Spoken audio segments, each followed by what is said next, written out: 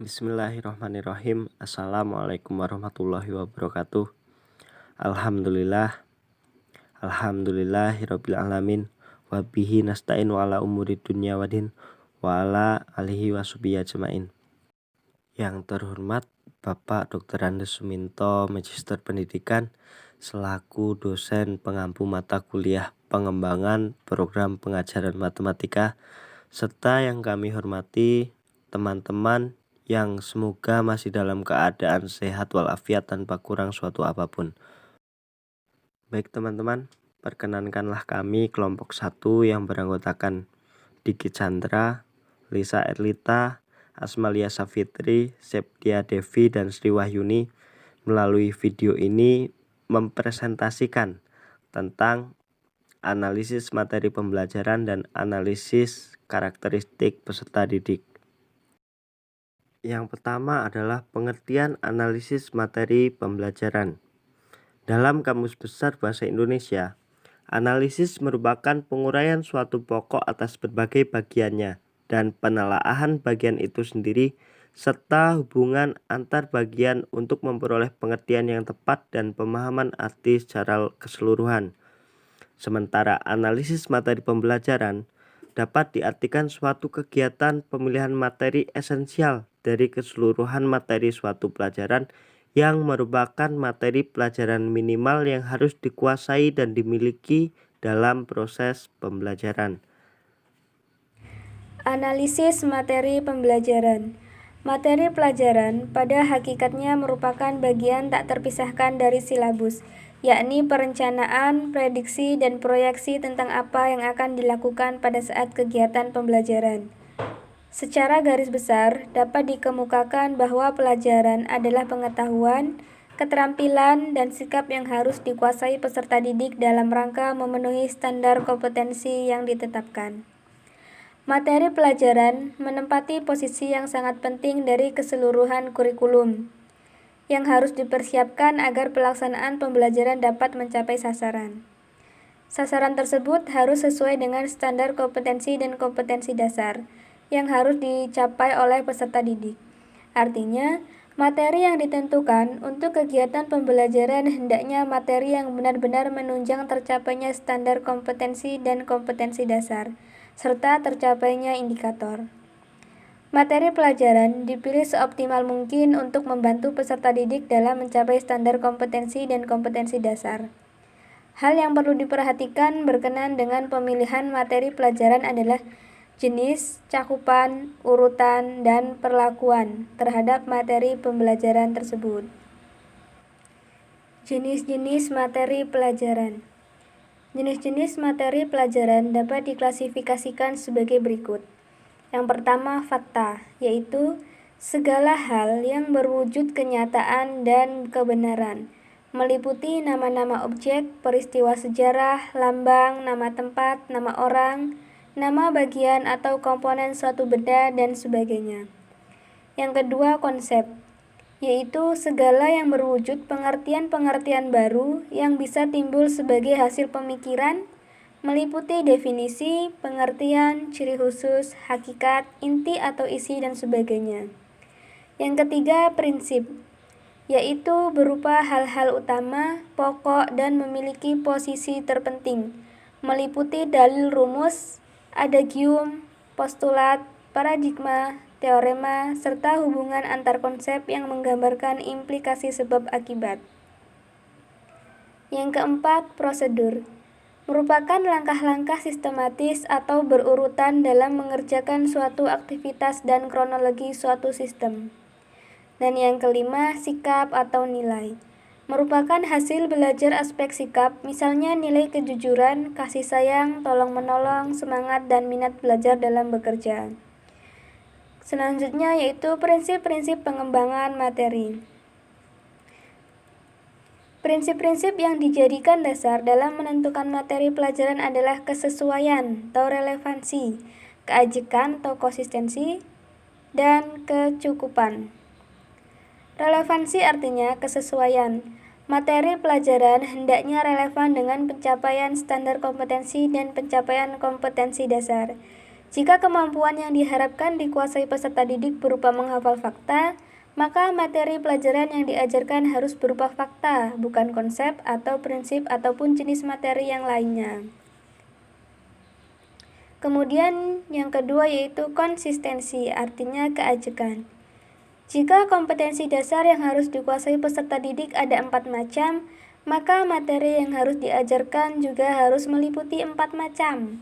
Misalnya, kompetensi dasar yang harus dikuasai peserta didik adalah memahami tata cara sholat 5 waktu, maka materi yang diajarkan juga harus meliputi bacaan-bacaan dalam sholat. Yang ketiga yaitu adekuasi, artinya kecukupan. Materi yang diajarkan hendaknya cukup memadai dalam membantu peserta didik menguasai kompetensi dasar yang diajarkan. Materi tidak boleh terlalu sedikit dan tidak boleh terlalu banyak. Langkah-langkah penentuan materi pembelajaran. Yang pertama ada identifikasi standar kompetensi dan kompetensi dasar. Sebelum menentukan materi pelajaran, terlebih dahulu perlu diidentifikasi aspek-aspek keutuhan kompetensi yang harus dipelajari oleh peserta didik. Aspek tersebut perlu ditentukan karena setiap standar kompetensi dan kompetensi dasar memerlukan jenis materi yang berbeda-beda.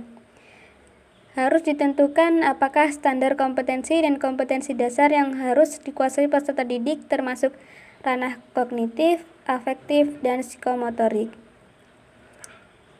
Termasuk ranah kognitif jika kompetensi yang ditetapkan meliputi pengetahuan, pemahaman, aplikasi, analisis, sintesis, dan penilaian.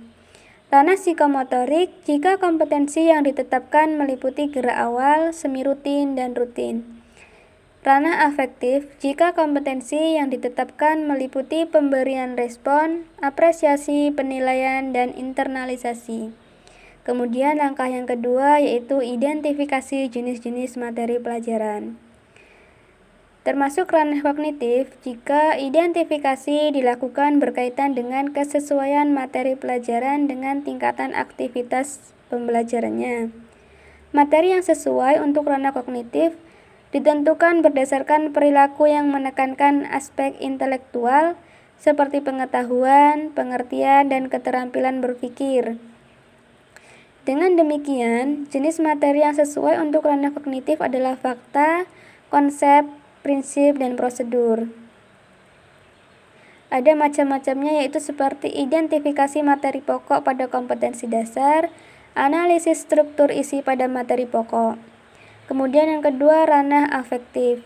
Materi pelajaran yang sesuai untuk ranah afektif ditentukan berdasarkan perilaku yang menekankan aspek perasaan dan emosi, seperti minat, sikap, apresiasi, dan cara penyesuaian diri. Yang ketiga, ranah psikomotorik. Materi pelajaran yang sesuai untuk ranah psikomotorik ditentukan berdasarkan perilaku yang menekankan aspek keterampilan motorik. Kemudian langkah yang ketiga yaitu penentuan cakupan materi pelajaran. Dalam menentukan cakupan atau ruang lingkup materi pelajaran, harus memperhatikan apakah materinya berupa aspek kognitif, aspek afektif, ataukah aspek psikomotorik. Karena ketika sudah diimplementasikan dalam proses pembelajaran, maka tiap-tiap jenis uraian materi tersebut memerlukan strategi dan media pembelajaran yang berbeda-beda.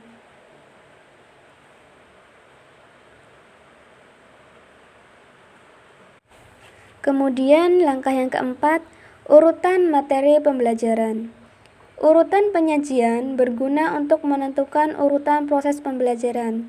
Tanpa urutan yang tepat, jika di antara beberapa materi pembelajaran mempunyai hubungan yang bersifat prasyarat, akan menyulitkan peserta didik dalam mempelajarinya. Misalnya, materi operasi bilangan penjumlahan, pengurangan, perkalian, dan pembagian. Peserta didik akan mengalami kesulitan mempelajari pengurangan jika materi penjumlahan belum dipelajari. Materi pelajaran yang sudah ditentukan ruang lingkup serta kedalamannya dapat diurutkan melalui dua pendekatan pokok, yaitu pendekatan prosedural dan hierarkis. Pendekatan prosedural, urutan materi pelajaran secara prosedural menggambarkan langkah-langkah secara urut, sesuai dengan langkah-langkah melaksanakan suatu tugas. misalnya langkah-langkah dalam bersuci, dalam sholat, dan sebagainya. Kemudian pendekatan hierarkis. Urutan materi pelajaran secara hierarkis menggambarkan urutan yang bersifat berjenjang, dari bawah ke atas atau dari atas ke bawah. Materi sebelumnya harus dipelajari dahulu sebagai prasyarat untuk mempelajari materi berikutnya. Penentuan sumber belajar. Berbagai sumber belajar dapat digunakan untuk mendukung materi pelajaran tertentu. Penentuan tersebut harus tetap mengacu pada setiap standar kompetensi dan kompetensi dasar yang telah ditetapkan. Beberapa jenis sumber belajar antara lain, yang pertama, buku, 2. Laporan hasil penelitian, 3.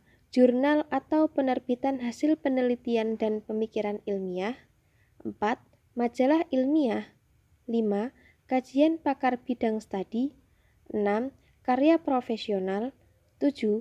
Buku kurikulum, 8. Terbitan berkala seperti harian, mingguan, dan bulanan, 9. Situs-situs internet, 10.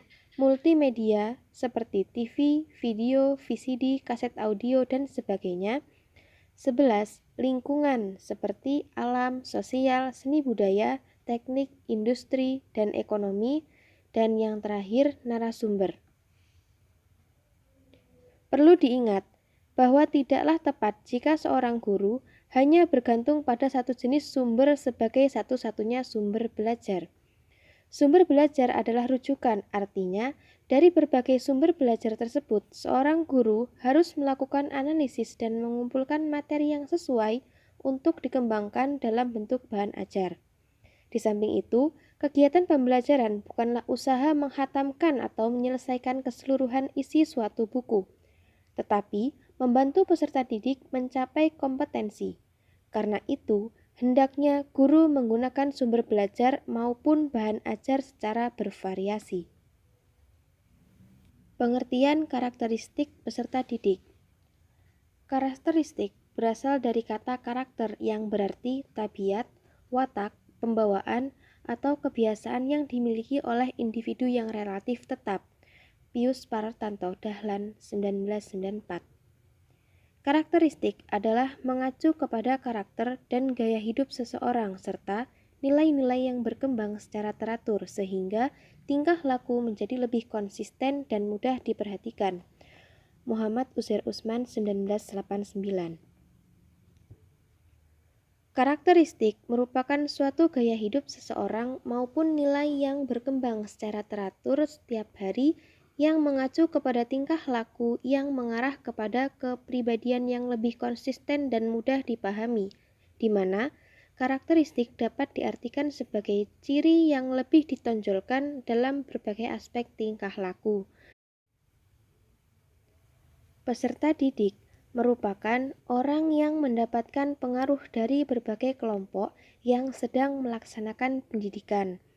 Peserta didik merupakan unsur yang sangat penting dalam kegiatan pembelajaran.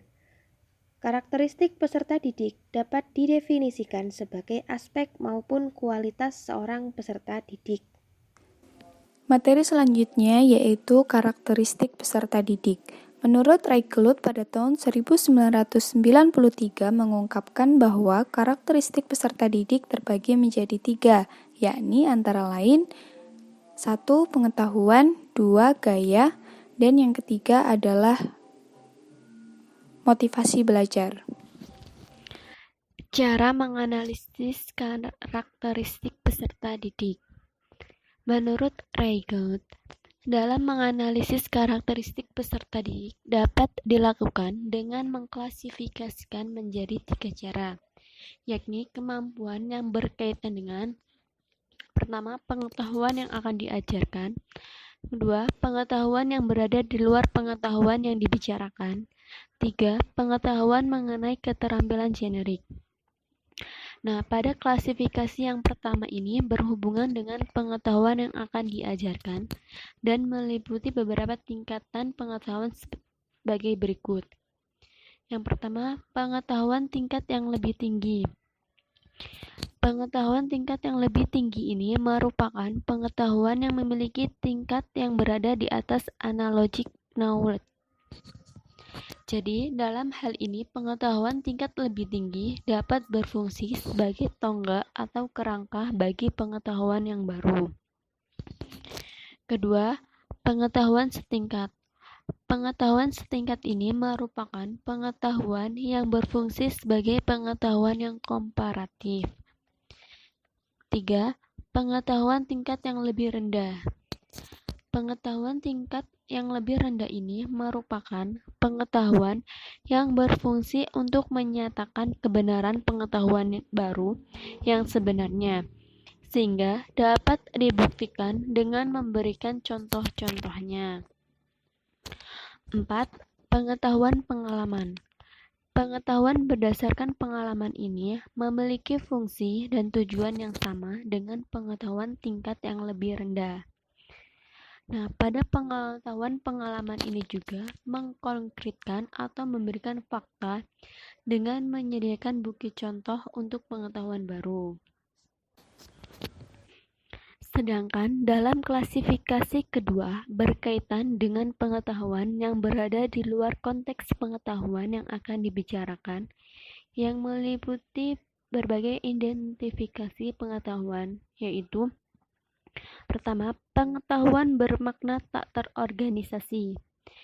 Pengetahuan ini merupakan tempat untuk mengaitkan suatu kemampuan menghafal, di mana hafalan dalam hal ini merupakan hafalan yang tidak terlalu penting, namun masih memiliki makna penting bagi pengetahuan peserta didik.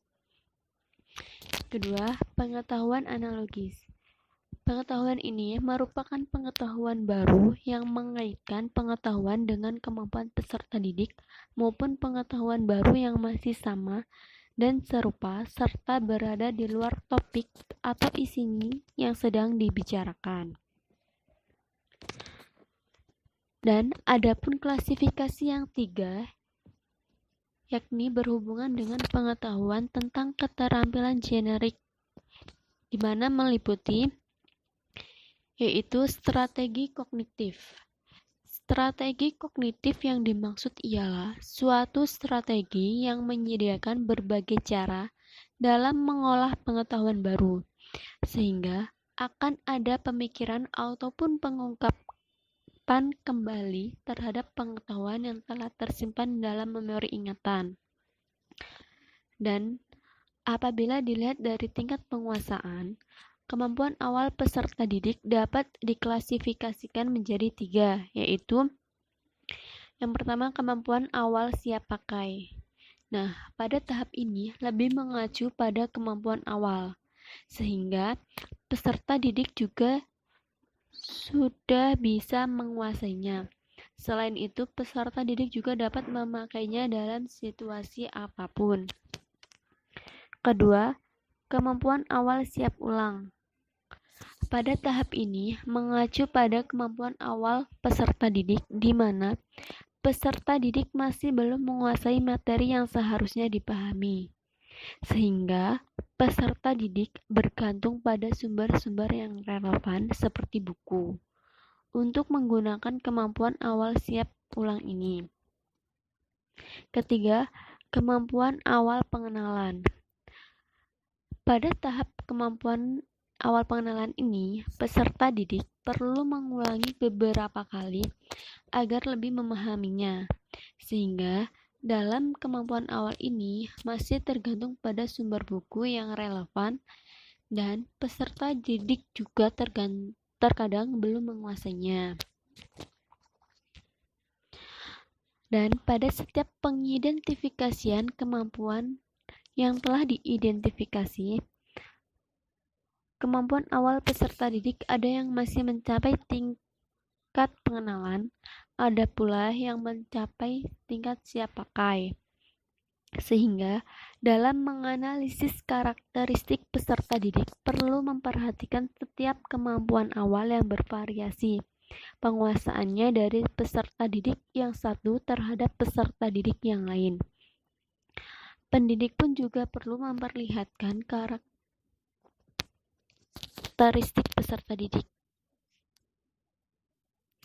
Dalam hal ini, kemampuan awal sangat penting berperan sebagai pengembangan dalam pembelajaran, khususnya dalam memilih strategi pembelajaran yang Terima kasih kami sampaikan atas setiap perhatian dari teman-teman. Kami juga ucapkan terima kasih kepada Bapak Suminto atas kesempatan yang diberikan kepada kami. Apabila dalam penyampaian materi melalui video ini kami masih banyak kekurangan dan kesalahan, kami mohon sekiranya untuk dimaafkan. Kami akhiri, wabillahi taufik wal hidayah. Wassalamualaikum warahmatullahi wabarakatuh.